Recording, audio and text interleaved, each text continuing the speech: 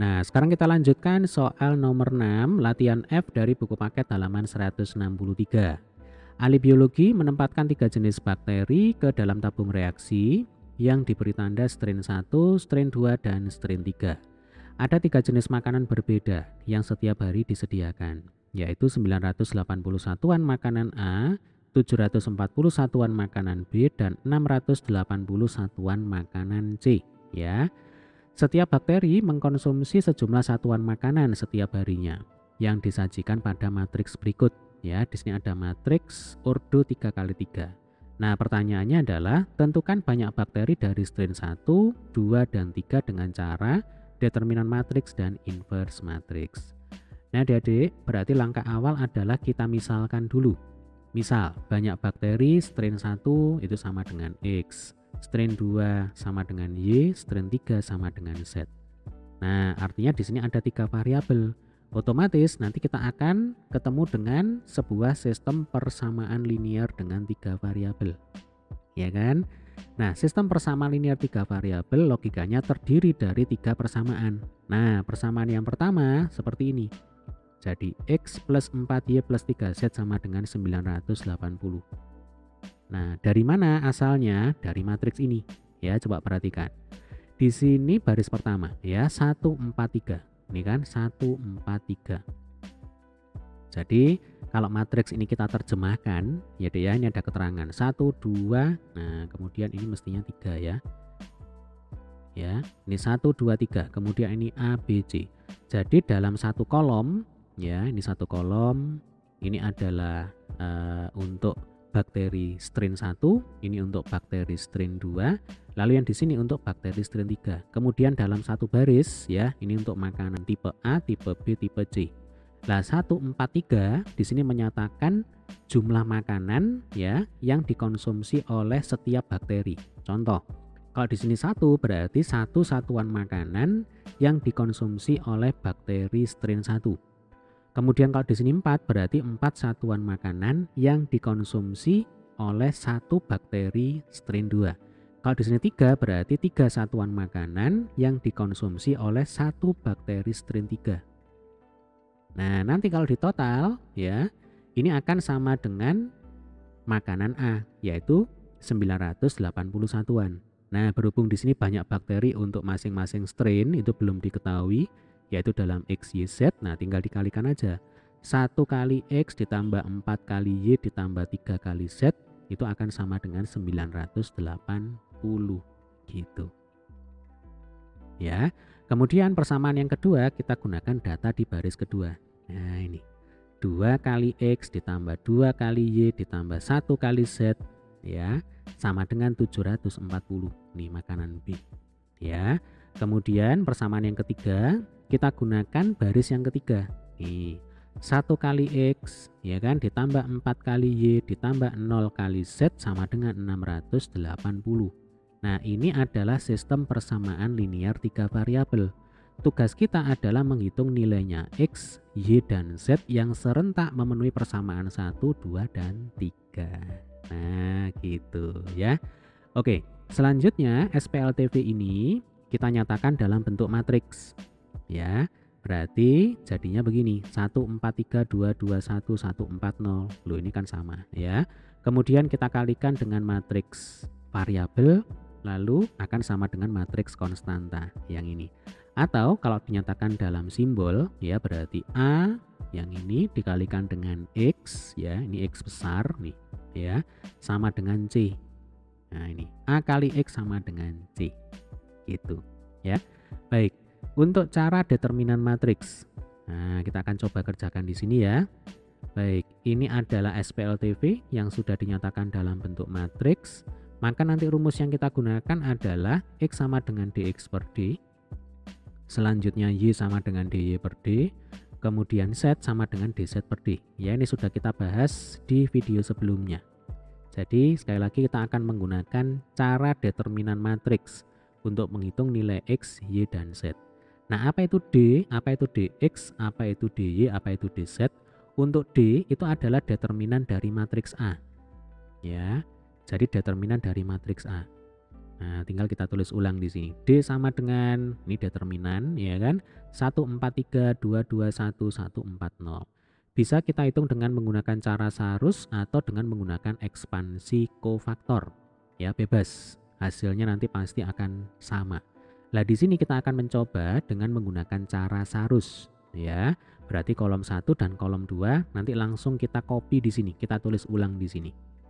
Jadi 121 424. Ya. Lalu ini kita buat garis diagonal mengarah ke kanan bawah. Nah, apa maksudnya? Berarti elemen-elemen yang dilalui oleh garis diagonal ini kita kalikan, ya. Selanjutnya di sini tandanya adalah positif. Berarti 1 kali 2 kali 0 ya sama dengan 2, tulis ini. 4 kali 1 kali 1 sama dengan 4, tulis ini, dan seterusnya. Gitu ya, berarti 0, 4, 24. Ini tandanya plus. Kemudian kita buat garis diagonal yang mengarah ke kanan atas. Nah, seperti ini. Ya, berarti ini nanti dikalikan, kemudian hasil kalinya itu kalikan lagi dengan min 1. 1 kali 2 kali 3 itu kan 6. Kemudian 4 kali 1 kali 1 itu 4. Ya, 0 kali 2 kali 4 itu 0. Nah, kan seperti ini. Ini nanti kalikan dengan min 1. Berarti ini jadinya min 6, min 4, kemudian di sini min 0. Gitu. Ya, sebenarnya ini mau min 0 plus 0 juga nggak masalah ya, karena toh di sini 0. Nah, langkah selanjutnya tinggal dihitung. Berarti kan 0 plus 4 plus 24 dikurang 6 dikurang 4 dikurang 0. Ya kan?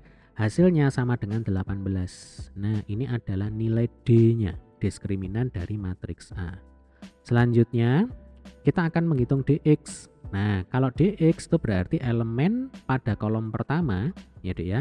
Ini kita ganti dengan elemen pada matriks konstanta. Nih, 980, 740, 680, yang lain tetap.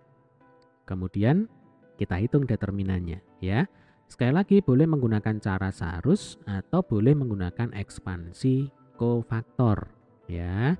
Nah, ini supaya cepat ya, durasinya tidak terlalu panjang. Ini sudah saya coba menghitung ya. Hasil akhirnya itu ketemunya adalah 3600. Ya, nanti silakan dicoba dihitung sendiri. Kalau misalkan ada kesulitan boleh tulis di kolom komentar, ya. Selanjutnya kita akan menghitung DY. Nah, kalau DY berarti yang diganti itu adalah kolom kedua. Ya, diganti dengan ini. 980, 740, 680. Kemudian setelah dihitung determinannya sama dengan 2160. Selanjutnya kita akan menghitung DZ ya. Kalau DZ nanti yang diganti adalah elemen pada kolom ketiga. Nah, ini ya. Nanti kalau dihitung determinannya akan sama dengan 1800. Berarti DX, DY, DZ, dan D semuanya sudah ketemu.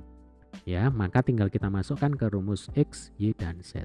Ya, untuk X sama dengan 3600 dibagi 18.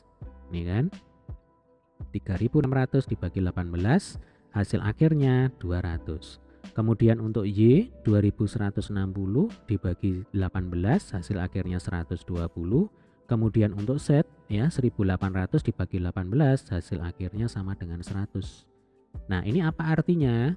Artinya banyak bakteri strain 1 itu ada 200, yang strain 2 ada 120, yang strain 3 ada 100 gitu. Ini jawabannya. Ya, bagaimana? Sampai sini bisa dipahami ya? Nah, sekarang kita lanjutkan dengan cara inverse matrix. Baik. Nah, ini kita lanjutkan di sini ya. Saya tampilkan lagi SPLTV dalam bentuk matriks. Kemudian ini simbolnya A kali X sama dengan C. Nah, kalau dengan menggunakan inverse matrix, ya Dek ya, kita bisa langsung menggunakan rumus ini. Jadi X sama dengan A inverse dikalikan dengan C. Ya, jadi rumus ini, nah rumus yang ini ya, itu asalnya ruas kiri dan ruas kanan itu kita kalikan dengan A inverse. Jadi kan A inverse dikalikan dengan A, ya kan, dikalikan dengan X, itu akan sama dengan A inverse dikalikan dengan C. Nah, A inverse kali A itu akan sama dengan matriks identitas. Ya kan? Matriks identitas dikali X sama dengan A inverse dikali dengan C. Matriks identitas dikalikan dengan matriks apapun, hasilnya adalah matriks itu sendiri. Nah, Sehingga nanti bisa kita tulis X sama dengan A inverse dikalikan dengan C. Ya, sebenarnya ini juga sudah kita bahas ya di video materi. Oke, sehingga langkah selanjutnya adalah kita akan menghitung berapa nilainya A inverse. Ya, maka rumus yang kita gunakan adalah ini. 1 per determinan A dikalikan dengan adjoin A. Ingat, tadi determinan A itu sama dengan D sama dengan 18. Ya kan? Nah, di sini ada adjoin A, ya. Adjoin A itu nanti kita hitung dulu kofaktornya. Ya. Apa itu kofaktor? Nah, ini perhatikan ya. Ini sudah saya tuliskan di sini. Ini juga durasinya supaya tidak terlalu panjang ya. Adik-adik cukup perhatikan saja. Jadi yang pertama, kita akan mencari minor dari elemen baris pertama kolom pertama. Berarti ini. Nah, ini saya arsir. Baris pertama kolom pertama. Nah, ini ya. Maka nanti akan ketemu angka 2140. Nah, kita letakkan sini 2140. Ya. Kemudian kita geser. Nah, ini kita geser. Ya. Di sini saya sensor baris kedua, kolom kedua. Maka angka-angka yang tidak kita blur, yang tidak kita sensor 2110 ditulis di sini 2110 ya. Kemudian kita geser lagi. Nah, maka angka-angka yang tidak kita sensor ya, yang tidak kita arsir tulis di sini 2214. Jadi istilahnya ini adalah minor ya bagi elemen-elemen pada baris pertama. Jadi kalau yang di sini itu adalah minor bagi elemen pada baris pertama kolom pertama, ini adalah minor bagi elemen baris pertama kolom kedua, yang ini minor untuk elemen pada baris pertama kolom ketiga.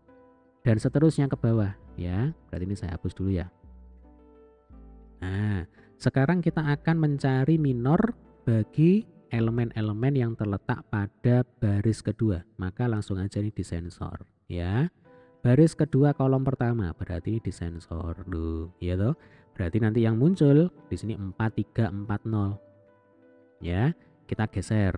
Nah, kita geser kolom kedua ini yang disensor. Berarti yang muncul 1310, yang ini 1310 ya, paham ya? Kemudian ini geser lagi, ini yang kita sensor. Berarti yang muncul 1414 nih, 1414 ya. Kemudian sekarang kita akan mencari minor bagi elemen yang terletak pada baris ketiga. Ini saya sensor, sekarang kolom pertama disensor dulu. Berarti yang muncul adalah angka 4321 ini, 4321 ya. Geser lagi. Ini yang kita hilangkan, kita sensor, muncul angka 1321 ya. Kemudian geser lagi. Nah, ini kita sensor. Berarti ini 1422, tulis ini 1422 ya, paham ya? Oke, selanjutnya kita bicara kofaktor. Nah, kalau kofaktor itu berarti berkaitan dengan tandanya di sini. Nah, untuk tanda ya, kita bisa langsung menggunakan rumus. Jadi kalau I plus J baris ditambah kolom ya, itu menghasilkan bilangan genap, maka tandanya adalah plus. Contoh, ini baris pertama kolom pertama, berarti kan I-nya 1, J-nya 1. 1 plus 1 kan 2. Nah, 2 itu adalah genap. Kalau genap di sini plus. Tuh, ini plus ya. Kemudian tanda yang ada di sini, yang ada di sini. Nah, ini. Ini kenapa kok minus? Karena 4 itu kan terletak pada baris pertama kolom kedua. Ya kan? 1 ditambah 2 itu 3. 3 itu ganjil. Kalau ganjil di sini tandanya minus ya. Nah, untuk penentuan tanda itu sebenarnya sudah pernah kita bahas juga di video materi ya. Jadi intinya adik-adik tinggal jumlahkan saja baris dan kolom. Kalau ketemu bilangan genap tandanya plus, kalau ketemu bilangan ganjil tandanya adalah minus. Atau langsung dibuat selang-seling. Kalau ini plus, ini minus, ini plus. Saya ulang ya. Ini positif, negatif, positif. Nah, kalau ini positif, ini negatif, ini positif. Kalau ini negatif, pasti di sini positif, ini negatif. Kalau ini negatif, ini positif ya, pasti di sini negatif, ini positif. Karena kita ingat bahwa yang namanya bilangan itu kan selalu selang-seling. habisnya genap pasti ganjil, habisnya ganjil pasti genap, habisnya genap pasti ganjil, dan seterusnya gitu ya. Nah, tinggal kita hitung sekarang determinan matriks ordo 2 kali 2 berarti AD min BC ya. Contoh 2 kali 0 ya dikurangi 4 kali 1 berarti kan 0 dikurangi 4, maka nanti hasilnya di sini pasti min 4 nih. Ini pasti min 4 ya nilai determinannya. Lalu ini 2 kali 0 0 dikurangi 1 sama dengan min 1. Berhubung di sini ada minus berarti kan minus min 1, maka di sini 1 gitu. Ya, contoh lagi. 2 kali 4 8. 8 dikurangi 2 6. Berhubung di sini tandanya plus ya sudah berarti ini plus 6 ya. Dan nanti hasilnya seperti ini. Nih, min 4 1 6 12 min 3 0 min 2 5 min 6. Ini adalah matriks kofaktor A ya. Lah adjoin A itu adalah kofaktor ya, matriks kofaktor yang ini ditranspos. Transpos itu artinya baris dijadikan kolom, yang kolom dijadikan baris, jadi diputer gitu ya. Maka nanti adjoin dari matriks A itu adalah kofaktor matriks A ditranspos. Hasilnya seperti ini ya, perhatikan. Yang semula min 416 itu adalah elemen pada baris pertama, sekarang setelah ditranspos menjadi elemen pada kolom pertama. Baris berubah menjadi kolom. Ya. Kemudian 12 min 30 ini baris kedua sekarang menjadi kolom kedua. Nih, 12 min 30. Ini baris ketiga sekarang menjadi kolom ketiga, min 2 5 min 6. Oke, paham ya?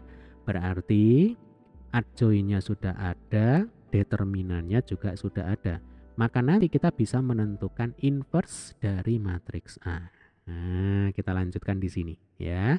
Saya tampilkan lagi persamaan semula yaitu X sama dengan A inverse dikalikan dengan C. Kemudian A inverse itu sama dengan seperdeterminan A dikalikan dengan adjoin A. Ya, sekali lagi determinan A sudah ketemu, adjoin A juga sudah ketemu. Nah, ini tinggal tulis ulang aja ini ya. Jadi untuk A inverse sama dengan 1/18 dikalikan dengan adjoin A, yaitu kofaktor A ditranspos ya. Kemudian ya, nanti kalau dihitung berarti kan min 4 kali 1/18. Ini kan min 4/18. Lalu 12 kali 1/18 tulis ini. Jadi ini kan perkalian matriks dengan skalar. Berarti masing-masing elemen ini tinggal dikalikan dengan 1/18. Hasilnya seperti ini. Ya. Lah kalau disederhanakan ini min 4/18 itu min 2/9. 12/18 2/3. Min 2/18 min 1/9. Ya, dan seterusnya. Ini adalah matriks inverse dari A ya, atau A inverse. Nah, selanjutnya kita masukkan ke sini.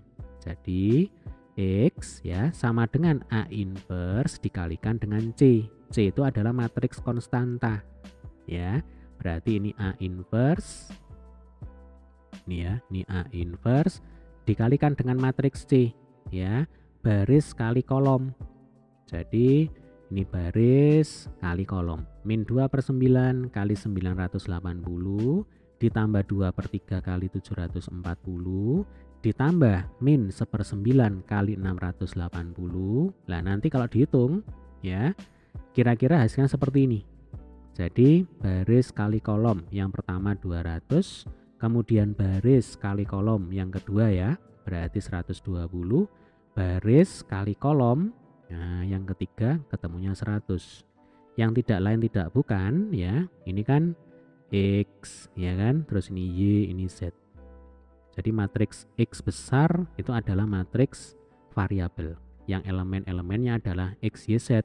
Maka kita bisa simpulkan bahwa X itu sama dengan 200 ya, sama persis seperti perhitungan yang sudah kita lakukan dengan menggunakan cara determinan ya. Kemudian Y 120, Z sama dengan 100. Maka kita bisa tuliskan begini. Jadi jumlah bakteri gitu ya, ini rinciannya. Untuk strain 1 ada 200 bakteri, ya kan?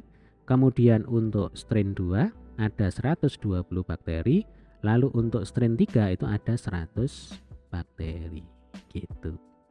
Ya, bagaimana sampai sini bisa dipahami ya? Silakan nanti jika ada pertanyaan boleh tulis di kolom komentar. Semoga video ini bermanfaat. Sampai ketemu di video pembahasan soal berikutnya. Terima kasih.